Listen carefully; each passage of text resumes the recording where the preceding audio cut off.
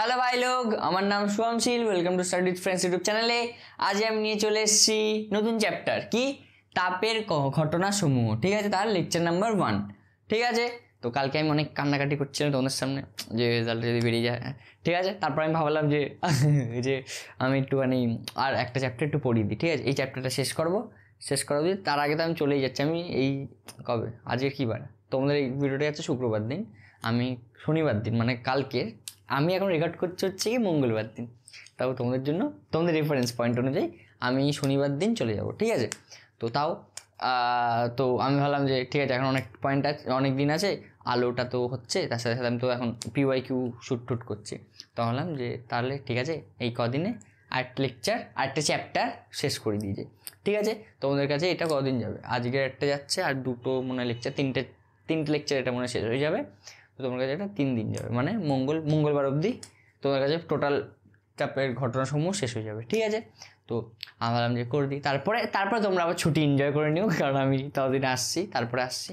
ঠিক আছে, তারপরে তোমরা 1 সপ্তাহ মতো ছুটিও এনজয় করে নিও। কিন্তু যদি তার আগে যদি আমি চলে আসি তো খুব ভালো কথা, তাহলে আমি যেরকম নর্মাল পড়াচ্ছি সেরকম নর্মাল পড়াতে থাকবো। ঠিক আছে, তাই কোনো চাপ না নিয়ে পড়াশোনা করতে থাকো। ঠিক, আর এই ছিল কথা। তো চলো আজ পড়াশোনা স্টার্ট করা যাক। আজকে কী পড়বো দেখে নিই। আজকে পড়বো হচ্ছে ইন্ট্রোডাকশন অফ দ্য চ্যাপ্টার, মানে কি তাপের ঘটনাসমূহ কোথা থেকে এসছে, কী বলতে চাইছে চ্যাপ্টারে, কী বেসিক জিনিসপত্র সেটাও পড়বো। কঠিন পদার্থের বিভিন্ন প্রসারণ গুণাঙ্ক, কঠিন শুধু পদার্থ নয়, কঠিন তরল ও গ্যাসীয় পদার্থ। জানি না গ্যাসীয় পদার্থ অবধি যাবো কিনা আমি জানি না, কঠিন আর তরলটা মেবি আজকে পড়িয়ে দেবো। ঠিক আছে, আর যদি কঠিন আর তরল যদি পড়িয়ে তাহলে অনেকটা হয়ে যাবে যদিও। ঠিক, হ্যাঁ, তো চলো এবার আজকে পড়াশোনা তাহলে স্টার্ট করা যাক। তো এবার আমরা দেখবো, মানে আমি একটুখানি চ্যাপ্টারটা শুরু করার আগে একটু কিছু কথাবার্তা বলি। কী কথাবার্তা? দেখো, এই চ্যাপ্টারে আমরা কী পড়বো, বিভিন্ন যে পদার্থ আছে, মানে গ্যাসীয় তরল, মানে বিভিন্ন পদার্থের যে বিভিন্ন স্টেট হয়। একটা গ্যাসীয় স্টেট মানে গ্যাসীয় অবস্থা, স্টেট মানে স্টেটের বাংলা হচ্ছে কি অবস্থা। ঠিক আছে, স্টেটের বাংলা মানে রাজ্য বলো না আবার সবাই, এমনি পদার্থের স্টেটের বাংলা হচ্ছে কি অবস্থা। ঠিক আছে, বিভিন্ন পদার্থের বিভিন্ন স্টেট হয়, মানে 3টে স্টেট হয় আমরা যেসব জানি। কী জানি, একটা হচ্ছে গ্যাসীয়, প্রথম থেকে বলছি, কঠিন, তরল ও গ্যাসীয়। ঠিক আছে, এবার এই 3টে অবস্থাতে আমরা যদি তাপ দিই, 3টে অবস্থাতে যদি আমরা তাপ দিই কোনো বস্তুকে, তাহলে ওর কী হয়, তাপ মানে ওই প্রসারণ হয়, মানে কি তার আয়তন বা দৈর্ঘ্য বা প্রস্থ সব কিছু প্রসারিত হয়। বোঝা গেছে? তরলের আয়তন, তরলের দৈর্ঘ্য প্রস্থ, কঠিনের দৈর্ঘ্য প্রস্থ বা কি বলার নাম আয়তন প্রসারিত হয়। তরলের ক্ষেত্রে তরলের তো দৈর্ঘ্য প্রস্থ হয় না, তরলে তার জন্য কি প্রসারিত হবে, শুধু আয়তনই প্রসারিত হবে। গ্যাসের আয়তন আরও বেশি হারে প্রসারিত হয়। হ্যাঁ, কারণ কি কঠিন পদার্থের, আমি তোমাদেরকে বলেছিলাম মেবি অনেক দিন আগে, যে কঠিন পদার্থের যে মলিকিউলগুলো এরকম খুব কাছাকাছি অবস্থিত। ঠিক আছে, তার জন্য এদের মধ্যে যদি তাপ দেওয়া হয়, তাহলে এটা আস্তে আস্তে প্রসারিত হবে, খুব আস্তে আস্তে প্রসারিত হবে। কিন্তু তরল পদার্থের ইয়েগুলো একটু গ্যাপ থাকে। তরল পদার্থের কি বলার নাম, মলিকিউলগুলোর মধ্যে গ্যাপ থাকে হালকা। এই দেখো একটু গ্যাপ দেখছে, যেখানে যার গ্যাপ না ছিল এর মধ্যে তার থেকে বেশি গ্যাপ। তো তার জন্য এটা একটু বেশি তাড়াতাড়ি বাড়ে, তরল পদার্থ একটু বেশি বাড়ে। কিন্তু গ্যাসীয় পদার্থের মধ্যে অনেক বেশি গ্যাপ থাকে, অণুগুলোর মধ্যে অনেক বেশি গ্যাপ থাকে, বা আকর্ষণ বল প্রায় শূন্য হয়। প্রায় শূন্য তো হয় না, সরি, এই আদর্শ গ্যাসের ক্ষেত্রে প্রায় শূন্য হয়। এমনি নর্মাল বাস্তব গ্যাসের ক্ষেত্রে আকর্ষণ বল খুব কম হয়, তার জন্য ছড়িয়ে ছিটিয়ে যায় থাকে। ঠিক আছে, তাই এই গ্যাসীয় পদার্থকে যখন আমরা তাপ দিই, তখন সেটা খুব তাড়াতাড়ি প্রসারিত হয়, খুব তাড়াতাড়ি প্রসারিত হয়। তার তুলনায় যদি তরলের কথা বলি, তরল কি আস্তে আস্তে প্রসারিত হয়, তরল খুব আস্তে আস্তে প্রসারিত হয়, মানে গ্যাসের তুলনায় তরল অনেক আস্তে আস্তে প্রসারিত হয়। আর কঠিন অবস্থায় সব থেকে কম প্রসারিত হয়, খুব আস্তে আস্তে প্রসারিত হয়। ঠিক আছে, মানে আস্তে আস্তে থেকে বড় কথা হচ্ছে কি খুব কম প্রসারিত হয়। ঠিক আছে, এটা ধরো যে 1 ডিগ্রিতে 1 সেন্টিমিটার বাড়ে, মানে আয়তন দৈর্ঘ্য বাড়ে, এটাতে ধরে নাও আরও বেশি বেড়ে 2 সেন্টিমিটার বেড়ে যায়। এটাতে ভেবে নাও 6 সেন্টিমিটার বেড়ে যায়, মানে এটা আয়তনের, আমি আয়তনের সাথে তুলনা করছি, আমি দৈর্ঘ্য বলছি, ঠিক আছে, তোমরা চাপ নিও না। এবার আমরা 2-3 এক্সাম্পল দেখি। আমরা এখন প্রথমে কি পড়বো আমি তোমাকে বলছি। প্রথমে পড়বো হচ্ছে গিয়ে কঠিন পদার্থের যে আয়তন যে বাড়ে তার 2-3টে এক্সাম্পল। কঠিন পদার্থের, দাঁড়াও তোমাকে বলছি, দৈনন্দিন জীবনের অভিজ্ঞতায় কঠিন পদার্থের প্রসারণ লিখছি। কঠিন পদার্থের প্রসারণ,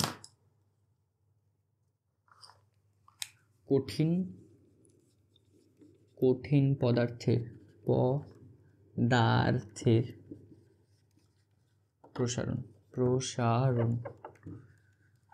আমরা কঠিন পদার্থের প্রসারণ কোথায় কোথায় দেখতে পাই? তোমরা অনেক সময় দেখবে কখনো কি রেল লাইনে গেছো? রেল লাইনে মানে ট্রেন নিশ্চয়ই চড়েছো। তাতে এই যে এখন যে ফটো দেখতে পাচ্ছ, রেলের অনেক ফটো দেখবে, এই ফটো কি দেখবে, এই রেল লাইনের দেখবে মাঝে একটা লাইন যখন একটা লাইনের সাথে জুড়ছে তার মাঝে দেখবে এই যে গ্যাপ দেওয়া থাকে, দেখতে পাচ্ছ এখন গ্যাপটা? ফটো দেখতে পাচ্ছ? টেকনো গাইস নিশ্চয়ই দেখতে পাচ্ছ। ফটোটা দেখো একটু গ্যাপ দেওয়া আছে। কেন গ্যাপ দেওয়া থাকে? পুরোটা কেন ভর্তি করে দেয় না? গরমকালে যখন আমাদের ওটার মানে যখন ট্রেন যায় ওটার উপর থেকে, তখন ট্রেনের চাকার ঘর্ষণ আর ইয়ের সাথে কি বলে, রেলের সাথে ঘর্ষণ হয়। রেল মানে হচ্ছে গিয়ে এই যে পাট্রি বা এই লাইনটাকে বলা হয় রেল, ঠিক আছে। এই চাকার সাথে ঘর্ষণ আর এই লাইনটার সাথে ঘর্ষণ হয়, হ্যাঁ। তো তখন কি হয়? তখন এটা তার মানে তাপ উৎপন্ন হয়, তখন এই তাপ উৎপন্নের জন্য ওই লাইনটার দৈর্ঘ্যটা একটু বেড়ে যায়, যাতে লাইনটার দৈর্ঘ্যটা বেড়ে না বেঁকে যায়, এরকম না বেঁকে যায়, বেঁকে গেলে তো ট্রেন দুর্ঘটনা হবে। যাতে না লাইনটা দৈর্ঘ্য বেড়ে না কোনো দুর্ঘটনা হয়, তার জন্য এরকম হালকা গ্যাপ দেওয়া থাকে, যাতে যদি বেড়েও যায় এই গ্যাপটা পূরণ হয়ে যায়। এটা কিরমভাবে করা হয়? এটা এই কতটা গ্যাপ রাখবো সেটা কী করে বোঝা যায়? সেটা আমরা কিছুক্ষণ পরে বুঝতে পারবো যে কতটা গ্যাপ রাখতে হয় কিছু, ঠিক আছে। এটা একটা এক্সাম্পল হলো যে রেল লাইনের বা রেলে যে ওই গ্যাপ দেওয়া থাকে, ঠিক আছে। এবার আরেকটা দেখবে, অনেক সময় দেখবে কি হয়, আমাদের ধরো কোনো একটা কাচের বোতল আছে, ছিপি খুলছে না, মা কী করলো, একটু গরম জলে একটু ওর ছিপটাকে ডুবিয়ে রাখলো, তারপর দেখলো আরাম করে খুলে গেল। কি কেন হয়? বা ছিপিটা ধরো যে লোহার, ঠিক আছে, লোহার বা স্টিলের বা অ্যালুমিনিয়ামের কিছুর, দেখবে মা অনেক সময় কি করে, ওটাকে একটু জলের মধ্যে ডুবিয়ে রাখে, তারপর ওটাকে খোলে, টুক করে খুলে যায়, ঠিক আছে। এমনি সময় খুলছিল না, কেন খুলে যায়? কারণ যেহেতু ওটাকে তাপ দেওয়া হচ্ছে, ওই তাপ দেওয়ার ফলে ওটার আয়তনটা একটু বেড়ে যায়, তার ছিপিটার আয়তনটা বেড়ে যায়, তার জন্য খুব ইজিলি খুলে যায়। তারপর তোমরা অনেক জায়গায় দেখবে, এটা আমার পার্সোনাল এক্সপিরিয়েন্স থেকে, যাদের মা বাবা একটু পাইপ টাইপের কাজকর্ম করে, যাদের কলের কাজ করে, বা তোমাদের নিজের ঘরেও যদি এরকম কাজকর্ম হয়ে যায়, তোমরা দেখতে পাবে যে যখন দুটো পাইপ ধরো যে জুড়ছে, ঠিক আছে, দুটো পাইপ ধরো যে এরকমভাবে জুড়ছে, দুটো পাইপকে জোড়ার জন্য অনেক সময় ওই যে যেগুলো বিয়ারিং হয় না, দেখবে অনেক কিছু দিয়ে জোরে, আঠা দিয়ে জুড়বে, তারপর এরকম কি বলার নাম, দেখবে এই একটা পাইপকে জোড়ার জন্য এরকম আরেকটা জিনিস দিয়ে সেটাকে জোড়ে, এটাকে বলে টি। এটাকে কি বলা হয়? টি। দেখবে অনেক সময় যদি টি না থাকে, এটা মোটা পাইপ, এটা এত সরু পাইপের জন্য নয়, আমি বলছি এরকম 4 ইঞ্চি লম্বা যে পাইপগুলো হয়, যেগুলো আমাদের নর্মালি যেসব ব্যবহার হয় 4 ইঞ্চি লম্বা, এই পাইপগুলোর ক্ষেত্রে দেখবে, এই পাইপগুলোতে যারা প্লাম্বার হয় বা এসব যাদের মিস্ত্রি হয়, তারা কি করে, তারা এই একটা পাইপকে নিয়ে গরম করে, এই পাইপগুলো পাতলা হয়, দেখবে ওই পাইপগুলো কী হয়, পাতলা হয়, এই পাইপগুলো অনেক পাতলা হয়। তার জন্য দেখবে এই জায়গাটাকে একজন খবর কাগজ নিয়ে আগুন জ্বালিয়ে এই জায়গাটাকে গরম করে অন্য একটা পাইপটায় এটাকে গরম করে, এইটাকে গরম করে অন্য একটা পাইপের এরকম মাথা নেয়, তার মধ্যে এই মাথাটাকে ঢুকিয়ে দেয়, ঢুকিয়ে দিলেই, বা এইটাকে ধরো যে এটা তো গরম হয়ে গেছে, এই দিকেরটা গরম হয়ে গেছে, আর এই দিকেরটা নর্মালি আছে, হ্যাঁ। তো এটা যখন গরম হয়ে গেছে, তাহলে এটা আয়তনটা হালকা বেড়ে গেছে, তাই এটাকে এরকম ঢুকিয়ে দিলে, তাই এইরকম ধর যে এটাকে এরকমভাবে বসিয়ে দিলে, এটা যখন ঠান্ডা হয়ে যাবে তারপরে জল দিয়ে দেয়, যেই ঠান্ডা হয়ে যাবে তখন ওটা কী হয়, ওইখানটায় ভালো করে বসে যায়, ওই পাইপটার মুখের ওপর ভালো করে বসে যায়, তার জন্য তাহলে আর কোনো সমস্যা হয় না, তাহলে জলের আর কোনো লিক ঠিক হয় না, বুঝতে পারলে? এইটা একটা হয়। আরেকটা এক্সাম্পল কি, আরেকটা এক্সাম্পল হলো তোমরা শুনে থাকবে, তোমরা কেউ তো দেখবে না, যারা গ্রামে থাকো তারা, গ্রামে এখন না তো গরুর গাড়ি চলে না, তাও অনেকে তোমরা শুনে থাকবে, কি শুনে থাকবে, শুনে থাকবে যে আগে গরুর গাড়ির চাকা, আগের গরুর গাড়ির চাকায় লোহার বের পড়ানো হতো। কি? লোহার বের। এখন দেখো গরুর গাড়ির চাকা দেখতে পাচ্ছ, দেখো আমাদের রাজবিদ্যাতে দেখিয়েছে গরুর গাড়ির চাকা দেখতে পাচ্ছ। এই গরুর গাড়ির চাকাটা দেখো ওই যে একদম মানে কী বলে ওর নাম, একদম এই যে বর্ডারে বা পরিধি জুড়ে, চাকাটার পুরো পরিধি জুড়ে দেখো একটা কালো রঙের একটা জিনিসপত্র আছে, একটা কালো রঙের একটা বের আছে, ওটা কি লোহার হয়, ওটা লোহার হয়। ওটা কীভাবে পড়ানো হয়, ওটা খুব ইন্টারেস্টিং। ওটা কীভাবে পড়ানো, ওটা খুব ইন্টারেস্টিং। এটা পড়ানোর জন্য ধরো যে এটা একটা চাকা আছে, এটা একটা চাকা, এটা একটা গরুর গাড়ির চাকা, ঠিক আছে, এটা একটা গরুর গাড়ির চাকা, খুব খারাপ হয়ে গেছে, ছেড়ে দাও। এবার দেখো কি হয়, এটা তো ছোট হয়ে গেছে, গরুর এই যে এটা বেডটা, এইটা পড়াতে হয়, এইটা এইখানে পড়াতে হয়। এটা তো টায়ার নয় যে টেনে আমি লাগিয়ে দেবো, টায়ার যেরকম হয় আমাদের সাইকেল টায়ার, এটা তো নয় যে টেনে লাগিয়ে দেবো, এটা লোহার হয়, এটা লোহার হয়। তার জন্য এইটাকে এই বেড়টাকে হালকা ছোট না হয়, এই বেড়টাকে হালকা এই চাকার তুলনায় হালকা ছোট না হয়, চাকার যে পরিধি সেই তুলনায় এইটাকে হালকা ছোট না হয়, ছোট করা হয়। কারণ দেখো আমরা কি করি, এইটাকে প্রথমে গরম করি, কি বলে এর নাম, এই বেড়টাকে আমরা গরম করি, ঠিক আছে, এই হিট দিলাম, ঠিক আছে, হিট দেওয়ার পরে কি হয়, এটার একটু আয়তনটা বেড়ে যায়, এটার হিট দেওয়ার ফলে আয়তনটা প্রসারণ হয়। প্রসারণ যেই হয়ে গেল তখন আমরা কি করি, এটাকে টেনে এটার উপরে বসিয়ে দিই, হ্যাঁ বসিয়ে দিই, তারপর এটাকে ঠান্ডা করে দিই, তাহলে কি হলো, সেই পাইপে যেরকম হচ্ছিলো এটাও সেম হবে। তখন যেই এটার উপরে যদি বসিয়ে দিলাম, ঠান্ডা হয়ে গেল, তাহলে এটার উপরে খুব ভালো করে ওটা আটকে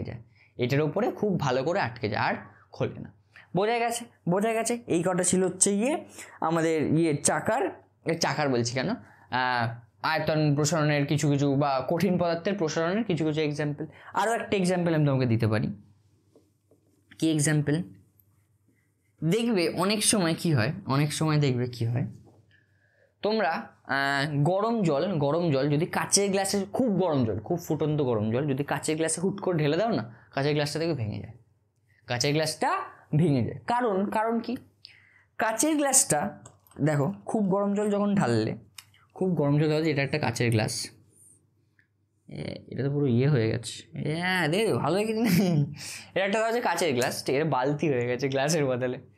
তো এই গ্লাসে ধরো যে আমরা জল ঢাললাম খুব গরম জল, তো দেখো কি হবে, ভিতরের যে জিনিসটা থাকবে, গ্লাসের ভিতরের অংশটা খুব গরম হয়ে যাবে, গরম হয়ে ওটা আয়তনটা প্রসারণ হবে। কিন্তু কাচ যেহেতু কি তড়িৎ বলছি কেন, তাপের কুপরিবাহী হয়, কাচ যেহেতু তাপের কুপরিবাহী হয়, তাই বাইরের অংশটা গরম হবে না, তো বাইরের অংশটা গরম না হওয়ায় বাইরের অংশটা প্রসারণও হবে না, তার জন্য কি হবে, ভিতরের অংশটার প্রসারণ হচ্ছে, বাইরের অংশটার প্রসারণ ঘটছে না, তাহলে কি হবে, ওই কাজটা তখন ভেঙে যাবে, দেখবে চিট ধরে যায়, ভেঙে যায়। ওটা এই কঠিন পদার্থের এই প্রসারণের জন্যই হয়। বোঝা গেছে। এই কটা এক্সাম্পল এমনি দিয়ে দিলাম।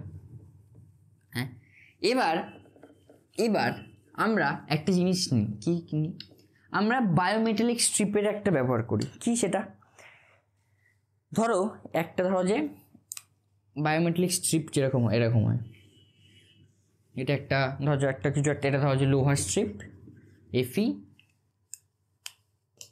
আর একটা ধরো যে এটা একটা স্ট্রিপ,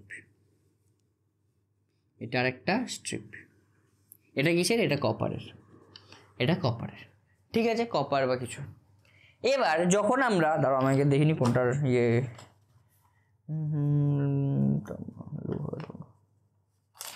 তো এবার যখন এটাকে যখন হিট করব, এটা স্ট্রিপটা কিন্তু এই দুটো মেটেরিয়াল দিয়ে একবার তৈরি, একটা পিঠে এরকম একটা স্ট্রিপ থাকবে, একটাতে একটা, এই দিকটা হচ্ছে গিয়ে তামা, এটা হচ্ছে তামা বা কপার, এই দিকটা হচ্ছে গিয়ে তামার, ইংলিশ তো কপার তো যাই না, হ্যাঁ তামার দিয়ে এটা তামা, আর এই পাশটা হচ্ছে গিয়ে এই পাশটা হচ্ছে কি লোহার, ঠিক আছে, এই পাশটা লোহার, এরকম একটা স্ট্রিপ আছে, ঠিক আছে, এরকম একটা স্ট্রিপ। তো এটাকে যখন হিট দেবো, এটা কি হবে, এটা এরকম বেন্ড হবে নিশ্চয়ই, কীরকম, এরকম বেন্ড হবে, হ্যাঁ দেখবে একটা স্ট্রিপ মানে তামার স্ট্রিপটা এরকম এত বেশি এত কম বেন্ড হবে, এবং ইয়ের বেন্ড স্ট্রিপটা বেশি বেন্ড হবে।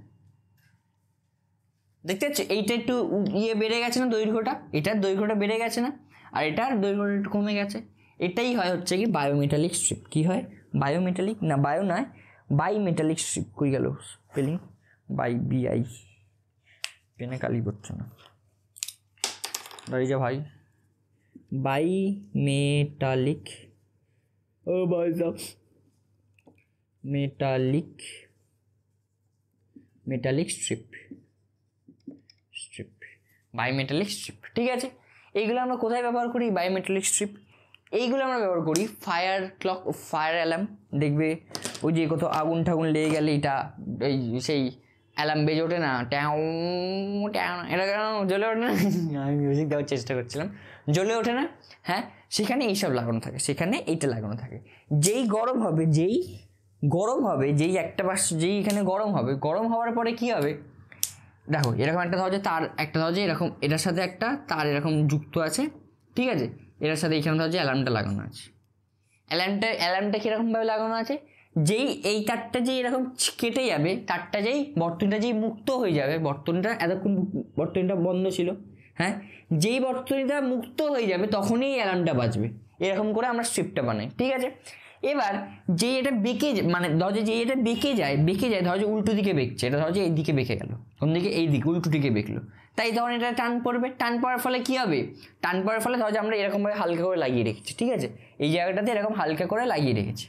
এবার যেই দেখবে, যেই এটা এরকম বেঁকবে, বায়োমেটালিক স্ট্রিপটা যেই বেঁকে যাবে, মানে বেঁকে গেল তাপের ফলে হিট তো বেশি তৈরি হচ্ছে, তখনই যেই বেঁকে যাওয়ার ফলে কি হচ্ছে, তড়িৎটা বিচ্ছিন্ন হয়ে যাচ্ছে, তড়িৎ বর্তনীটা বিচ্ছিন্ন হয়ে যাচ্ছে, তখনই অ্যালার্মটা বেজে উঠবে, বুঝতে পেরেছে। এরমভাবে ফায়ার অ্যালার্মগুলো কাজ করে, এরমভাবে আরেকটি জিনিসও কাজ করে, যেটাকে বলে থার্মোস্ট্যাট। কি বলে, থার্মোস্ট্যাট মানে ধরো যে কোনো একটা ইয়ে আছে, কি বলার নাম, আমার নাম বলো, হ্যাঁ ধরো যে কোনো একটা ঘর আছে যেখানে আমাকে দেখতে হবে যে যেখানে আমাকে 500 ডিগ্রি সেলসিয়াস তাপমাত্রা নিয়ন্ত্রণ করতে হবে, ঠিক আছে, 500 ডিগ্রি সেলসিয়াস তাপমাত্রা নিয়ন্ত্রণ করতে হবে। এটা ধরো যে কিছু একটা গলানো হচ্ছে বা এরকম কিছু একটা ঘর, ওর থেকে বেশি যেন না হয়, ওর থেকে কমই লাগবে, ওর থেকে বেশি। ডিস্টিলেশন অনেক সময় প্রসেস হয় না, তোমরা ডিস্টিলেশন মানে জানো না, মানে দুটো পদার্থ সহজে মিশে গেছে, সেই দুটোকে আলাদা করার জন্য এটা করা হয়, ঠিক আছে। এবার ওইসব প্রসেসের জন্য আমরা কি ইউজ করি, থার্মোস্ট্যাটেও এই কি বলেন নাম, বাইমেটালিক স্ট্রিপ ব্যবহার হয়, ঠিক আছে। এটাকে বাংলায় বলে হচ্ছে কি, বাইমেটালিক স্ট্রিপটাকে দ্বিধাতব পাত। কি বলা হয় বাংলায়, দ্বিধাতব পাত, বাংলাটাকে বলা হয় দ্বিধাতব পাত। এইখানেও আমরা সেম জিনিস করি। এটা তো যখন এই যে বেঁকে যাওয়ার সাথে সাথে ওই লাইনটা বিচ্ছিন্ন হয়ে যায়, বুঝতে পেরেছো। বিচ্ছিন্ন হয়ে গেলেই এখানে একটা আমরা ওই যে সেই আমরা পড়েছি না নাইক্রোম তারের ব্যবহার করি, ঠিক আছে। এরকম এই যে এখানে যে অ্যালার্ম ছিল, অ্যালার্মের বদলে আমরা নাইক্রোম তারের ব্যবহার করছি, এরকম নাইক্রোম তারের ব্যবহার করি। যেই এটা ধরো যে এমনি গরম হচ্ছে, যেই এটা বেশি গরম হয়ে গেল, সেরকম একটা লিমিটিং টেম্পারেচার এটাকে রাখবো, এটার এরকম একটা বায়োমেট্রিক স্ট্রিপ নেবো, যেটা এই আমাদের কতটা গরম চাই সেই অনুযায়ী একটা বায়োমেট্রিক স্ট্রিপ নেব। যেই ওটা টপকে যাবে তখন এটা বেঁকে যাওয়ার ফলে কী হবে, তড়িৎটা বিচ্ছিন্ন হয়ে যাবে, তখনই পরিবাহীটা বা বর্তনীটা বিচ্ছিন্ন হয়ে যাবে, তখনই তাহলে কি কারেন্টটা কমে যাবে, কারেন্টটা কমে যাওয়ার পরে কী হবে, ফলে এটা আর তাপমাত্রাটাও আর বাড়বে না। হ্যাঁ, আবার যখন তাপমাত্রা ধরো যে 500 নিচে চলে গেল, তখন এটা আবার সোজা হয়ে যাবে, এটা আবার তখন সোজা হয়ে যাওয়ার ফলে আবার এটা কানেক্ট হয়ে যাবে, বোঝা গেছে। এরকমভাবে আমরা থার্মোস্ট্যাটও ব্যবহার করি, ঠিক আছে, বুঝতে পেরেছ। এবার আমরা শোনো, কঠিন পদার্থের কিছু প্রসারণ দেখব, কঠিন পদার্থের প্রসারণগুলো দেখব। কঠিন পদার্থ কী কীভাবে প্রসারণ হয় দেখো। এটা ধরো যে কোনো একটা কঠিন পদার্থ, এটা একটা কোনো একটা কঠিন পদার্থ, ঠিক আছে। দেখো এটার ক রকমভাবে প্রসারণ হতে পারে। একটা লম্বালম্বি এরকম বাড়ছে বা দৈর্ঘ্য বাড়ছে, কি দৈর্ঘ্য বাড়লো, ধর যেটাকে ধর যে তাপ দেওয়ার ফলে এটার দৈর্ঘ্য বাড়লো। আরেকটা কি হতে পারে, এর ক্ষেত্রফলটা বাড়লো, এই যে এই পাশের ক্ষেত্রফলটা বাড়ছে। একটা হয় দৈর্ঘ্য প্রসারণ, একটা কি হয় দৈর্ঘ্য প্রসারণ, আরেকটা কি হয় ক্ষেত্র প্রসারণ। ধর যে এই ক্ষেত্রফলটা আরও বেড়ে যাচ্ছে, ক্ষেত্রফলটা আরও বেড়ে যাচ্ছে, সেটা কি বলা হয় ক্ষেত্র প্রসারণ। আরেকটা কি হয় আয়তন প্রসারণ। আরেকটা কি হয় আয়তন, মানে এই যে এইটা পুরোটাই টোটালি বড় হচ্ছে, পুরোটাই বড় হচ্ছে। বোঝা গেছে? এই তিন রকম কঠিন পদার্থের এরকম তিন রকমের কি হয় প্রসারণ হয়। একটা কি বললাম দৈর্ঘ্য প্রসারণ, দৈর্ঘ্য প্রসারণ। নেক্সট কি, নেক্সট হচ্ছে গিয়ে ক্ষেত্র প্রসারণ, ক্ষেত্র প্রসারণ। আরেকটা কি প্রসারণ হয় আয়তন, আয়তন প্রসারণ, আয়তন প্রসারণ। ঠিক আছে, করকম প্রসারণ হয় দৈর্ঘ্য প্রসারণ, ক্ষেত্র প্রসারণ ও আয়তন প্রসারণ। ঠিক আছে, আয়তন প্রসারণ সরি। ঠিক আছে, এবার এই যে এইগুলো যে কতটা প্রসারণ হয় সেটা নিয়ে আমরা কিছু একটা আছে কি বলে, আমরা প্রথমে পড়বো হচ্ছে কি দৈর্ঘ্য প্রসারণ। তো এবার প্রথমে আমরা কি পড়বো দৈর্ঘ্য প্রসারণ। কি দৈর্ঘ্য প্রসারণ কোনো কঠিন পদার্থের দৈর্ঘ্য প্রসারণ বিষয়ে প্রথমে পড়বো। ঠিক আছে, ধরি প্রথমে কোনো একটা কঠিন ছিল, তার প্রথমের দৈর্ঘ্য ছিল হচ্ছে কি L1। কত ছিল প্রথম দৈর্ঘ্য L1, সেটাকে আমরা যখন হিট দিলাম তার দৈর্ঘ্য হলো L2। কত হলো দৈর্ঘ্য L2 হলো। ঠিক আছে, হ্যাঁ দৈর্ঘ্য কত হলো L2 হলো। তাহলে এর দৈর্ঘ্যটা কতটা চেঞ্জ হলো, দৈর্ঘ্যটা কতটা বৃদ্ধি হলো, দৈর্ঘ্যটা বৃদ্ধি হলো L2 মাইনাস L1, দৈর্ঘ্যটা বৃদ্ধি হলো L2 মাইনাস L1। এটাকে আমি ডিনোট করছি হচ্ছে কি ডেল্টা L দিয়ে, এটাকে আমি ডিনোট করছি কি দিয়ে ডেল্টা N দিয়ে। ঠিক আছে, ডেল্টা N বলছি, ডেল্টা L দিয়ে। ঠিক এটাকে কি দিয়ে ডিনোট করছি, মানে L2 মাইনাস L1টাকে বা যতটা দৈর্ঘ্য বৃদ্ধি পাচ্ছে সেটাকে আমি কি দিয়ে ডিনোট করছি, সেটাকে আমি ডিনোট করছি হচ্ছে গিয়ে L2 মাইনাস L1 দিয়ে। ঠিক আছে, হ্যাঁ এবার দেখো L1 যখন ছিল, যখন L1 ওর ছিল কি বলে দৈর্ঘ্য ছিল, তখন ওর টেম্পারেচার ছিল ধরো যে θ1, তখন ওর টেম্পারেচার ছিল θ1। এবং যখন হলো কি বলে L2 হলো, যখন ওর দৈর্ঘ্য L2 হলো তখন ওর টেম্পারেচার কত θ2। তাহলে কতটা টেম্পারেচার চেঞ্জ হচ্ছে, চেঞ্জ ইন টেম্পারেচার কত, চেঞ্জ ইন টেম্পারেচারটাকে আমরা ডিনোট করছি ডেল্টা থিটা দিই, এটাকে বলে ডেল্টা সাইন। এটাকে কেউ আবার ত্রিভুজ ভেবে রেখো না, এটাকে কেউ আবার ত্রিভুজ ভেবে রেখো না, এটাকে বলে ডেল্টা সাইন। ঠিক আছে, তোমরা এখানে নেই, আমি এখন এইটা এখন তোমাকে প্রুফ করার জন্য আমি এটা তোমাকে দেখাচ্ছি। ঠিক আছে, তো ডেল্টা যদি থাকে delta theta is equal to delta theta মানে চেঞ্জ ইন থিটা, ডেল্টা মানে হচ্ছে কি চেঞ্জ, ডেল্টা মানে চেঞ্জ, তোমরা এটা কি বলবে change in theta. Change in theta কত θ2 মাইনাস θ1। ঠিক আছে, আর চেঞ্জ ইন লেন্থ কত, চেঞ্জ ইন লেন্থ হচ্ছে গিয়ে L2 minus L1, L2 minus L1। এবার দেখো আমরা পরীক্ষার মাধ্যমে জানতে পেরেছি যে এই যে চেঞ্জ ইন লেন্থ মানে এই লেন্থটা কতটা পরিবর্তিত হবে, লেন্থটা কোনো কিছুর দৈর্ঘ্য কতটা পরিবর্তিত হবে সেটা সর্বদা চেঞ্জ ইন লেন্থ সর্বদা তার কি বলে নাম, তার চেঞ্জ ইন কি বলে এটাকে চেঞ্জ ইন টেম্পারেচারের প্রপোর্শনাল হয়, বা চেঞ্জ ইন মানে কতটা টেম্পারেচার চেঞ্জ হচ্ছে তাপমাত্রার চেঞ্জের ওপর ডিপেন্ড করে, কত তাপমাত্রা চেঞ্জের সাথে ডাইরেক্টলি প্রপোর্শনাল হয়, বা বাংলায় বলে সমানুপাতিক হয়। কি কতটা চেঞ্জ হয়েছে θ2 মাইনাস θ1, θ2 মাইনাস θ1-এর সাথে সমানুপাতে থাকে। ঠিক আছে, মানে কোন একটা জিনিসের লেন্থ কোন একটা কঠিন পদার্থের দৈর্ঘ্য কতটা চেঞ্জ হয়েছে বা দৈর্ঘ্য কতটা বৃদ্ধি পেয়েছে সেটা সর্বদা কার সাথে প্রপোর্শনাল হয়, আমরা দেখতে পাচ্ছি সর্বদা সেই পদার্থটির কতটা তাপমাত্রা বৃদ্ধি পেয়েছে তার উপর নির্ভর করে, তার মানে কি delta theta proportional to delta L proportional to delta theta. বোঝা গেছে?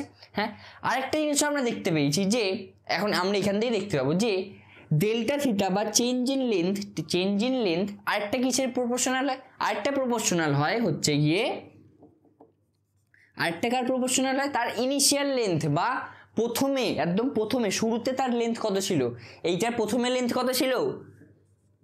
θ1 টেম্পারেচার লেন্থ ছিল L1। তাহলে দেখো θ1 টেম্পারেচার যত লেন্থ হবে তার সাথেই তো প্রপোর্শনাল হওয়া উচিত। হ্যাঁ, তার সাথেই তো প্রপোর্শনাল হওয়া উচিত। যে প্রথমে আমি ক্লাস 10-এর কিছু পারতাম না, এখন আমি পারছি, তার মানে ডিফারেন্স সবসময় করতে হলে সেখান থেকেই করতে হবে। তাহলে আমার ইয়েটা কি বলে, কতটা বৃদ্ধি পেয়েছে, আমার কতটা এডুকেশনাল স্ট্যাটাস কতটা বেড়েছে, সেটা আমি কোথায় বুঝতে পারবো? সেটা আমি বুঝতে পারবো হচ্ছে কি আমার প্রথমে যখন আমি শুরু করেছিলাম তখন আমার মানে অবস্থা কীরকম ছিল সেখান থেকে বুঝতে পেরেছো। তাই আমরা কী করছি, চেঞ্জ ইন লেন্থটাকেও কার প্রপোর্শনাল রাখছি? ইনিশিয়াল লেন্থের প্রপোর্শনাল রাখছি, বা প্রথমে শুরুতে কতটা লেন্থ ছিল তার প্রপোর্শনাল রাখছি, বা শুরুতে কতটা দৈর্ঘ্য ছিল তার প্রপোর্শনাল রাখছি। ঠিক আছে, এবার দেখো এটাকে ইকুয়েশন 1 দিলাম, এটাকে ইকুয়েশন 2 দিলাম। ঠিক আছে, দিলে কি হয়, এবার এই দুটোকে আমরা যদি কম্বাইন করি, সমন্বয় যদি করি, তাহলে কি বেরোচ্ছে দেখো, delta L proportional to L1 delta theta, L1 delta theta. Delta L কার কোনটা? ডেল্টা এল হচ্ছে গিয়ে L2 minus L1। Delta theta কোনটা? θ2 মাইনাস θ1। তাহলে এগুলো বসিয়ে দিই, বা এগুলো এখন বসাতে হবে না। দেখো তাহলে কি হচ্ছে, তাহলে কি হয় দেখো, প্রপোর্শনাল সাইনটাকে যদি তুলি কি হয়, ডেল্টা এল ইজুকাল টু একটা কনস্ট্যান্ট বসবে প্রপোর্শনাল সাইনকে তুললে।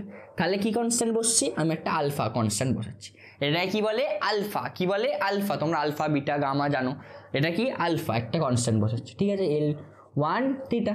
হ্যাঁ, এই যেখানে আলফা কি এখন লিখবো না, একটু পরে লিখবো। এবার দেখো তাহলে আলফা ইজুকাল টু কি বলছে, আলফা ইজুকাল টু হচ্ছে ডেল্টা এল ডিভাইডেড বাই, দেখো alpha is equal to delta L divided by L1 delta theta. হ্যাঁ, বোঝা গেল? এই আলফাটাকে বলা হয় কোনো পদার্থের দৈর্ঘ্য প্রসারণ গুণাঙ্ক। কি বলা হয়? কোনো পদার্থের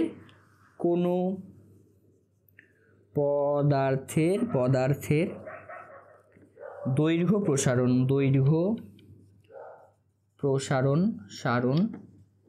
গুণাঙ্ক দৈর্ঘ্য প্রসারণ গুণাঙ্ক। এটাকে আমরা আরেকভাবে কি লিখতে পারি? এই মানগুলো বসিয়ে দেবো। আলফা ইজুকাল টু কি বেরোচ্ছে? L2 minus L1 divided by L1 into θ1 minus θ2 minus θ1, এটাও বলতে পারি। হ্যাঁ, এটাও বলতে পারি। ঠিক আছে, এই আলফাটাকে কি বলা হয়? কোনো জিনিসের কোনো পদার্থের দৈর্ঘ্য প্রসারণ গুণাঙ্ক। বোঝা গেছে? এবার আলফাটাকে যে দৈর্ঘ্য প্রসারণ গুণাঙ্ক বলা হয়, এটার আমরা একটা ভালো লিখতে পারি, কি বলে, একটা ভালো দেখে ডেফিনেশন লিখতে পারি। হ্যাঁ, লিখতে পারি তো একটা ভালো দেখে ডেফিনেশন। তো চলো ডেফিনেশনটা লিখি। ডেফিনেশনটা কি? কার ডেফিনেশন লিখছি? দৈর্ঘ্য প্রসারণ গুণাঙ্ক কি? দৈর্ঘ্য প্রসারণ গুণাঙ্ক উময় কয়। দৈর্ঘ্য প্রসারণ গুণাঙ্ক কি কি কি লিখবো? কোনো একটি কঠিন পদার্থের দেখো এইটা আমরা ডেফিনেশনটা কিভাবে লিখছি, এই ডেল্টা থিটাটাকে, এই ডেল্টা L2 মাইনাস L1টাকে আমরা কি করে নিচ্ছি? 1 করে নিচ্ছি।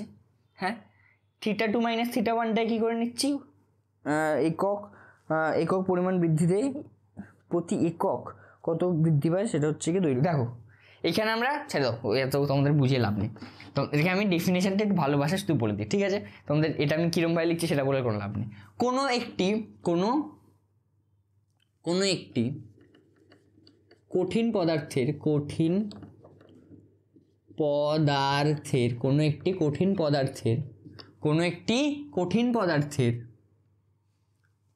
কি একক উষ্ণতা বৃদ্ধিতে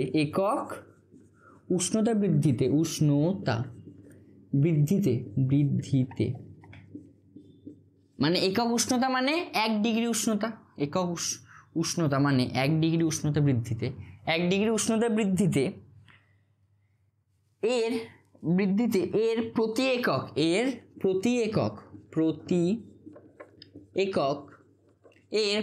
একক দৈর্ঘ্যের যে পরিমাণ এর প্রতি একক দৈর্ঘ্যের যে পরিমাণ এর প্রতি একক দৈর্ঘ্য যে পরিমাণ দৈর্ঘ্য প্রসারণ হয় দৈর্ঘ্যের যে পরিমাণ দৈর্ঘ্য প্রসারণ হয় দৈর্ঘ্য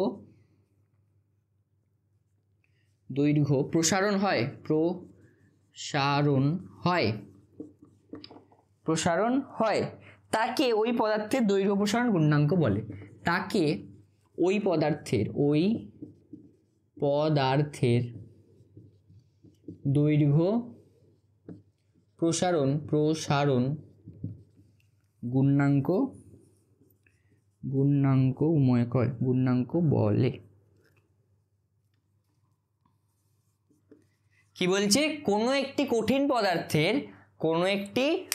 পদার্থের এটা মুছে দিয়ে দাঁড়াও।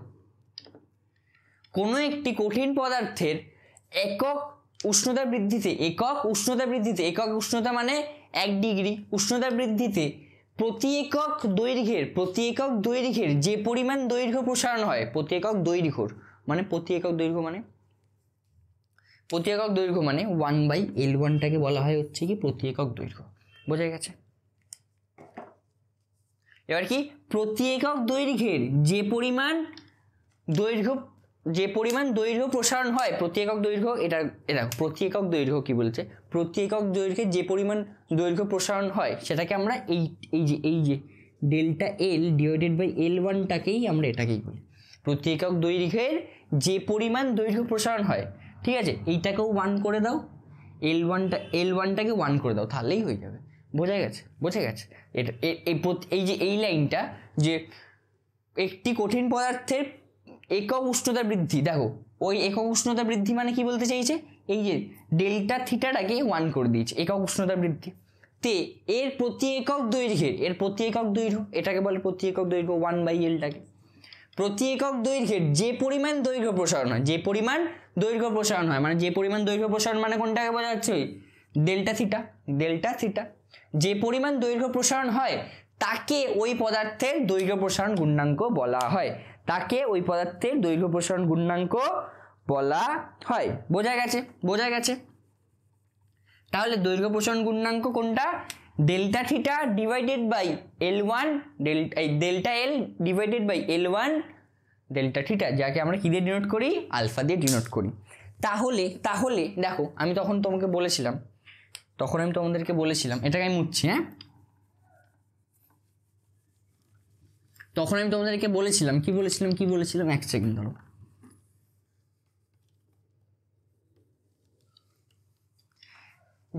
বলেছিলাম যে ধরো যে কোনো একটা পদার্থ আছে, তার প্রথমে ডেল্টা থিটা উষ্ণতায় লেন্থ হচ্ছে কি L1, delta theta উষ্ণতায় length L1, এবং থিটা 2 উষ্ণতায়, ডেল্টা থিটা কেন বলছি, থিটা 1 উষ্ণতায় লেন্থ হচ্ছে কি L1, এবং থিটা 2 উষ্ণতায় লেন্থ হচ্ছে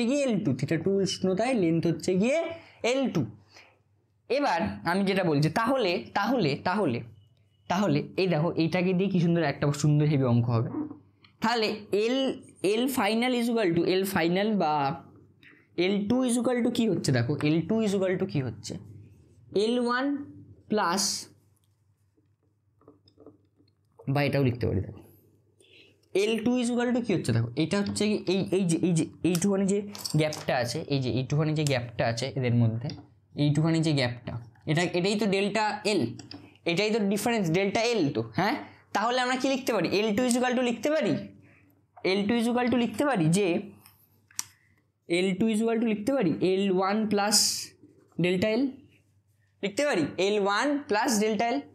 এবার দেখো ডেল্টা এল ইজুকাল টু কি হচ্ছে? ডেল্টা এল এখান থেকে দেখো ডেল্টা এল এর মান, এখান থেকে ডেল্টা এল এর মান দেখো, ডেল্টা এল এর মান কি হচ্ছে? এখান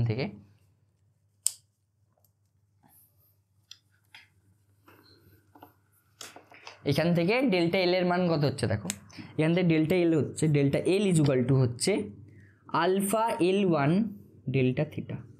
হচ্ছে না আলফা L1 ডেল্টা থিটা, কি হচ্ছে ডেল্টা থিটার মান হচ্ছে ডেল্টা থিটা বলছি, ডেল্টা এল এর মান কত হচ্ছে alpha L1 theta delta theta. তাহলে এখানে কি লিখবো L2 is equal to L1 plus L1 alpha delta theta, L1 alpha delta theta. ঠিক আছে, এবার দেখো এখান থেকে L1 এখান থেকে L1 কমন নিই, তাহলে L2 ইজ ইকুয়াল টু কত হচ্ছে L2 ইজ ইকুয়াল টু হচ্ছে দেখো L1 কমন নিয়ে নিলাম 1 plus alpha delta theta, 1 plus alpha delta theta. বোঝা গেছে? বুঝতে পারলে কি হচ্ছে L2 ইজ ইকুয়াল টু কি হচ্ছে 1 প্লাস আলফা ডেল্টা থিটা। বুঝতে পারলে? এবার দেখো তোমাকে যদি বলে দেয় বলে দেয় কোনো একটা পদার্থের প্রাথমিক দৈর্ঘ্য হচ্ছে কি 5 মিটার, বলে দেয় তোমাকে কোনো একটা পদার্থের প্রাথমিক দৈর্ঘ্য হচ্ছে কি 5 মিটার। ঠিক আছে, এবার বললো সেই পদার্থটার দৈর্ঘ্য প্রসারণ গুণাঙ্ক হচ্ছে কি 2। ঠিক আছে, বললাম সেই পদার্থটার দৈর্ঘ্য প্রসারণ গুণাঙ্ক 2। ঠিক আছে, কি দেখো প্রাথমিক দৈর্ঘ্য বা L1 ইজ ইকুয়াল টু 5 এবং আলফা ইজ ইকুয়াল টু 2। হ্যাঁ, এবং চেঞ্জ ইন টেম্পারেচার বা বাংলায় বললে এবং তার উষ্ণতা বৃদ্ধি হচ্ছে তার এই যে L1 টেম্পারেচারে উষ্ণতা ধরো যে এরকম, তোমাকে একটা কোশ্চেন আমি সেট করছি। ঠিক আছে, এগুলোকে সব মুছছি আমি, ঠিক আছে, তোমাকে একটা কোশ্চেন করে আমি তোমাকে দেখাচ্ছি। তাহলে আলফা ইজ ইকুয়াল টু আমি সাইডে লিখছি, আলফা ইজ ইকুয়াল টু কি হচ্ছে delta L divided by L1 delta theta, delta L মানে কি বলেছি L2 minus L1, delta L মানে বা আলফা ইজ ইকুয়াল টু একটা লিখতে পারি L2 minus L1 divided by L1 into delta theta 2 minus theta 1, এটাও লিখতে পারি। ঠিক আছে, এবার দেখো তোমাকে আমি কোশ্চেন করলাম যে কোনো একটা পদার্থের বা লোহার প্রাথমিক লোহার লিখে দিলাম 10 ডিগ্রি উষ্ণতায় 10 ডিগ্রি সেলসিয়াস উষ্ণতায় দৈর্ঘ্য কত দৈর্ঘ্য হচ্ছে কি 5 মিটার, দৈর্ঘ্য 5 মিটার। ঠিক আছে, লিখলাম দৈর্ঘ্য 5 মিটার। তাহলে 5 মিটার হলে 20 ডিগ্রি সেলসিয়াস উষ্ণতায় লোহার দৈর্ঘ্য নির্ণয় করো, লোহার দৈর্ঘ্য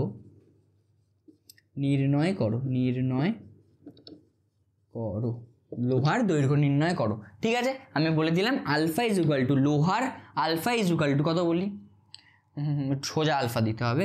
আলফা বললাম কত বলা যায় 0.5 মিটার, আর অনেক বেশি হয়ে যাচ্ছে তাও ওকে নো প্রবলেম, 0.5 মিটার বা লোহার আসলটাই দিয়ে দিই, আসলের মানটাই দিয়ে দিই, আসলে এখানে যেটা আছে লোহার হচ্ছে গিয়ে 12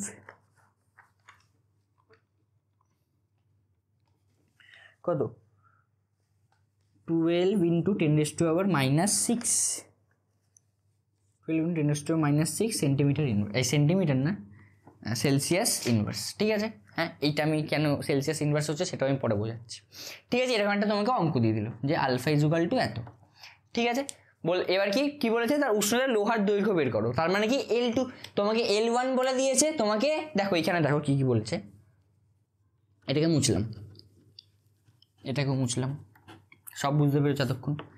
তোমাকে দেখো কি বলে দিয়েছে L1 বলে দিয়েছে, এই যে L1 কোথায় এই যে মিটারে L1 বলে দিয়েছে, হ্যাঁ থিটা 1 বলে দিয়েছে, থিটা 2 বলে দিয়েছে, আলফার মান দিয়ে দিয়েছে, বলেছে তোমাকে L2 বের করতে। কি বলেছে L2 বের করতে, তাহলে আমরা কি করব, আমরা কি জানি এক্ষুনি বের করলাম L2 is equal to L1 into 1 plus alpha delta theta যদি কারণ বলতে কষ্ট হয় লিখতে কষ্ট হয় তাহলে কি লিখবে আলফা ইন্টু থিটা 2 থিটা 1। বোঝা গেছে?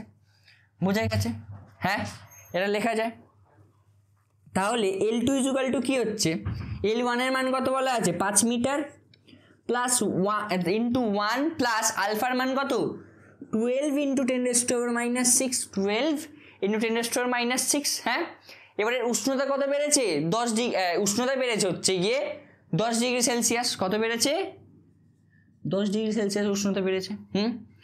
আমি দাঁড়াও এর উষ্ণতা আরও বাড়িয়ে দিচ্ছি, এর 10 ডিগ্রি বাড়লে একটু কোনো কাজ হবে না।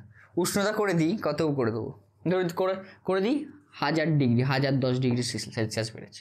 ঠিক আছে, কত বেড়েছে 1010 ডিগ্রি সেলসিয়াস বেড়েছে।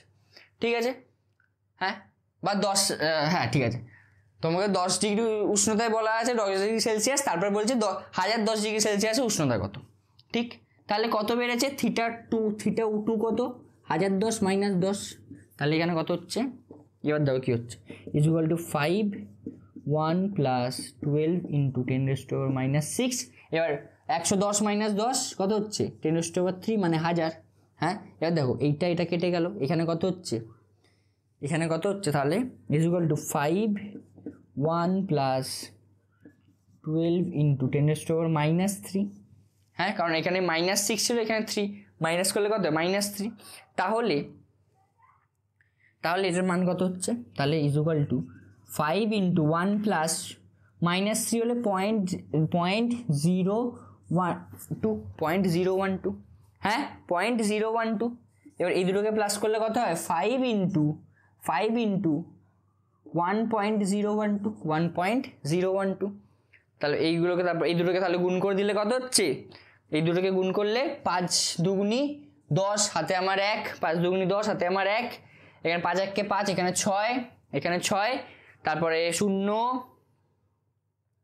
তারপরে 0, তারপরে 5 1 কে 5।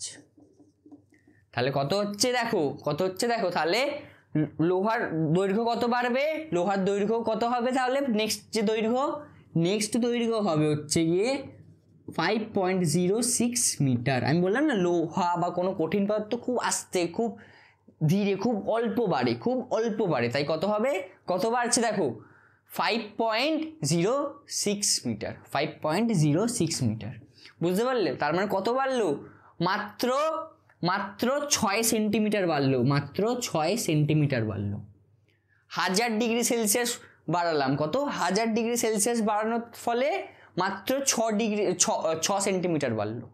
বুঝতে পারলে, তাহলে এরমভাবে দেখো তোমরা এই অঙ্কটা করার কারণ হচ্ছে গিয়ে তোমরা এরমভাবে তোমরা যে কোনো জিনিসের এই যে আলফার মান বলে দিলে কতটা টেম্পারেচার চেঞ্জ হয়েছে সেটা বলে দিলে, ইনিশিয়াল লেন্থ বলে দিলে, তোমরা যে কোনো জিনিসের কি বের করতে পারবে, তার ফাইনাল লেন্থ বের করতে পারবে, বা পরে লেন্থটা কত হবে সেটা তোমরা বের করতে পারবে। বুঝতে পারলে, তার জন্য এই ফর্মুলাটা খুব ইম্পর্টেন্ট। দেখলে আমি কিভাবে ডিরাইভ করলাম সব কটা ফর্মুলা। হ্যাঁ, যারা ভুলে গেছো তারা আবার একবার ডিরাইভ করে দেখতে পারো। আলফার ফর্মুলাটা কিরমভাবে ডিরাইভ করছি সেটা দেখতে হবে না, সে প্রপোর্শনাল করলাম ওগুলো করলাম সেটা দেখতে হবে না, কারণ ওটা তোমাদের জন্য ইম্পর্টেন্ট নয়, এইটা ইম্পর্টেন্ট। L2 কী করে ডিরাইভ করলাম সেটা ইম্পর্টেন্ট।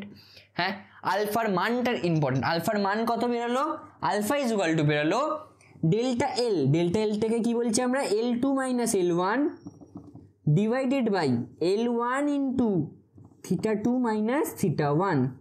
এইটা ইম্পর্টেন্ট, আলফার মানটার ইম্পর্টেন্ট, কিন্তু আলফা কিভাবে বেরোলো সেটা ইম্পর্টেন্ট নয়। বোঝা গেছে? হ্যাঁ, এবার ঠিক আছে, তো দাঁড়াও এটা একবার মুছে দেখো। এবার আমরা কি পড়বো, সেম আমরা এবার প্রথমে লোহার দৈর্ঘ্য প্রসারণ দেখলাম, মানে দৈর্ঘ্য কতটা দেখলাম। এবার পড়বো হচ্ছে কঠিনের কি বলেন নাম, প্রস্থ প্রসারণ, বা কি বলে এটাকে ক্ষেত্র প্রসারণ, মানে এই ক্ষেত্রফল বাড়লে কি হয়, ঠিক আছে, কতটা প্রসারণ হয় সেগুলো পড়বো।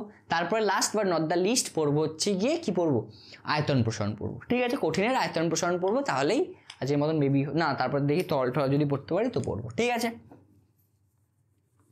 দাঁড়ো এটাকে তাহলে তাও তাড়াতাড়ি মুছে নিই।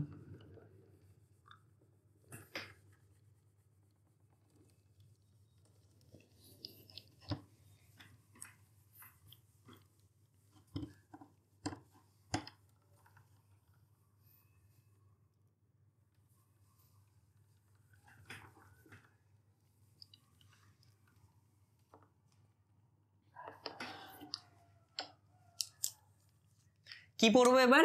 ক্ষেত্র প্রসারণ গুণাঙ্ক, ক্ষেত্র প্রসারণ ক্ষেত্র প্রসারণ করবো। দেখো ক্ষেত্র প্রসারণ কীভাবে হবে, দেখো ধরো যে কোনো একটা কঠিনের প্রথমে ক্ষেত্র ছিল এ, ক্ষেত্রফল কত ছিল এ, ঠিক আছে।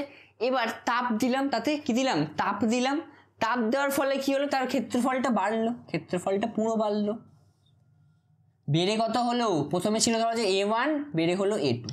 হ্যাঁ, তাহলে চেঞ্জ ইন কি বলে? চেঞ্জ ইন এরিয়া বা ক্ষেত্রফল যে বৃদ্ধি পেয়েছে, কত বৃদ্ধি পেয়েছে? এটাকে ডেল্টা এ দিয়ে ডিনোট করছি। বৃদ্ধি পেয়েছে হচ্ছে গিয়ে A2 মাইনাস A1। কত বৃদ্ধি পেয়েছে? A2 minus A1। সেই সেম পদ্ধতি ডেল্টা, তাহলে কত? এইটা এই যে ডেল্টা এ বা চেঞ্জ ইন এরিয়া বা বাংলায় বললে ক্ষেত্রফলের যে বৃদ্ধি পেয়েছে সেটা বা চেঞ্জ হয়েছে ক্ষেত্রফল, সেটা কার প্রপোর্শনাল হয়? সেটা হয় হচ্ছে, এটা দেখো এটা হচ্ছে কি θ1 টেম্পারেচারে, আর এটা হচ্ছে θ2 টেম্পারেচারে, ঠিক আছে। টেম্পারেচারটা লেখা সবথেকে ইম্পর্টেন্ট। এবার এটা কার প্রপোর্শনাল হয়? কতটা টেম্পারেচার চেঞ্জ হয়েছে তার প্রপোর্শনাল একটা হয়। আরেকটা কার প্রপোর্শনাল হয়? আরেকটা প্রপোর্শনাল হয় হচ্ছে গিয়ে ইনিশিয়াল কত এরিয়া ছিল তার, ইনিশিয়াল এরিয়া ছিল তার। তাহলে কি হচ্ছে? তাহলে এই দুটো করলে কি হচ্ছে? Delta A proportional to θ2 minus θ1। এটাকে আমরা ডেল্টা কিউও লিখতে পারি। এই জিনিসটাকে আমরা ডেল্টা কিউও লিখতে পারি, কিন্তু তোমাদের একটু গোলায় বলে আমি ডেল্টা কিউ লিখছি না, ঠিক আছে। হ্যাঁ, ইন্টু কি হচ্ছে? ইন্টু A1, কারণ এই দুটোকে গুণই করছে, সেই ইন্টু A1। এবার দেখো সেই সেম করছি, এবার এটাকে তুলে দেবো, কি বলে? প্রপোর্শনাল সাইনটাকে তুললে দেখো আরেকটা নতুন একটা প্রসারণ গুণাঙ্ক আসবে। এটাকে বলা হয় বিটা, বা বাংলায় বিটাই বলা হয়, কিন্তু এটা ডিফাইন করছে হচ্ছে ক্ষেত্র প্রসারণ গুণাঙ্ক। যেরকম আগে ছিল দৈর্ঘ্য প্রসারণ গুণাঙ্ক, এটা হচ্ছে ক্ষেত্র প্রসারণ গুণাঙ্ক 2A1। তাহলে বিটা ইজুগাল টু কি হচ্ছে? বিটা হচ্ছে ডেল্টা A1, ডেল্টা এটাকে কি বলি? ডেল্টা এ ইজুগাল টু, এখানে লেখা উচিত ডেল্টা, এইটা এখানে তো লেখাই আছে, ডেল্টা এ ইজুগাল টু কি আছে? A2 মাইনাস A1, হ্যাঁ, ডিভাইডেড বাই θ2 মাইনাস θ1, হ্যাঁ, ইন্টু A1। এটাই হচ্ছে গিয়ে কি? ক্ষেত্র প্রসারণ গুণাঙ্ক। কি এটা কি বলা হয়? ক্ষেত্র প্রসারণ গুণাঙ্ক বোঝা গেছে? এটাই কি বলা হয়? ক্ষেত্র প্রসারণ গুণাঙ্ক। এবং কি দিয়ে ডিনোট করা হয়? এটাকে ডিনোট করা হয় বিটা দিয়ে। বোঝা গেছে? তো সেম টু সেম ক্ষেত্র প্রসারণ গুণাঙ্কের আমরা ডেফিনিশনটা একটু লিখে নিই তাড়াতাড়ি। ডেফিনিশনটা দেখো, ডেফিনিশনটা খুব সুন্দর হবে, দেখো সেই আগের বারেরই মতন হবে। তো ডেফিনিশনটা কি হবে? কোনো কঠিনের প্রসারণ গুণাঙ্কটাও লেখা উচিত এখানে।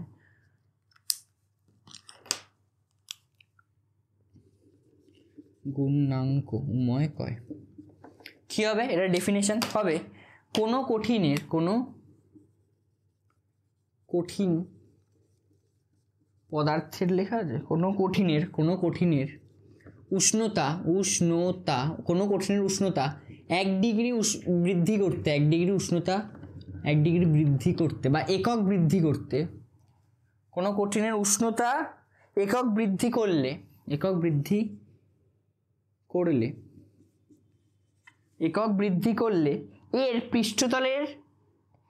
এর পৃষ্ঠতলের একক ক্ষেত্রফলে, এর পৃষ্ঠতলের, সেই বললাম না 1/, এখানে হবে 1/A1, তাই সেটাকেই বলে এর পৃষ্ঠতলের, যেটাকে আমরা এতক্ষণ বলছিলাম না 1/L1, এটাই এখানে কি হবে? 1/A1 হবে। তাহলে কি বলছে? কোনো কঠিনের উষ্ণতা 1 ডিগ্রি বৃদ্ধি করলে এর পৃষ্ঠতলের একক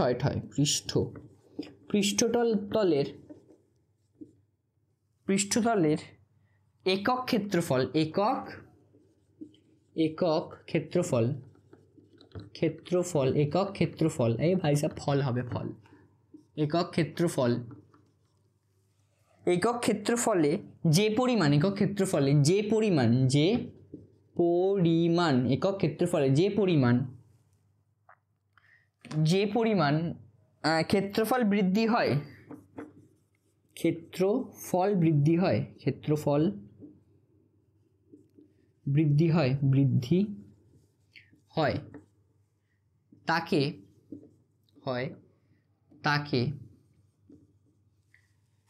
তাকে ওই কঠিনের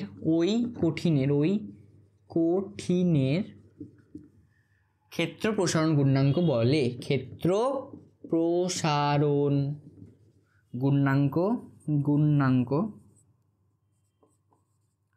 বলে। বোঝা গেছে? তাকে ওই কঠিনের ক্ষেত্র প্রসারণ গুণাঙ্ক বলে। হ্যাঁ, এবার দেখো সেম কাজ করব আমরা আগের বার যেটা করেছিলাম। দেখো ডেল্টা A2 ইজুকাল টু কি হচ্ছে, A2 ইজুকাল টু হচ্ছে A1 plus delta A1 plus delta A মানে change in area plus initial area, তাই তো?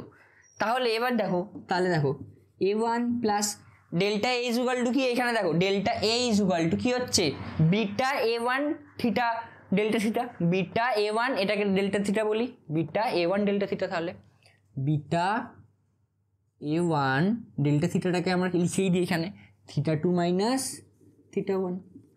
বোঝা গেছে? হ্যাঁ, এবার দেখো তাহলে A2 ইজুকাল টু কি হচ্ছে, আমরা A1 কমন নিয়ে নিলাম 1 প্লাস বিটা θ2 মাইনাস θ1। দেখো θ2 মাইনাস A1। তাহলে দেখো এবার কি হচ্ছে, তাহলে আগের বার কি হয়েছিল, আগের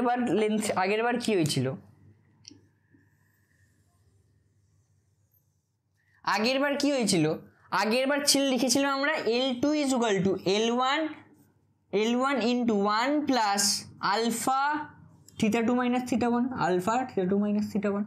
এইবার লিখেছি দেখো A2 equal to A1 1 plus beta θ2 minus θ1।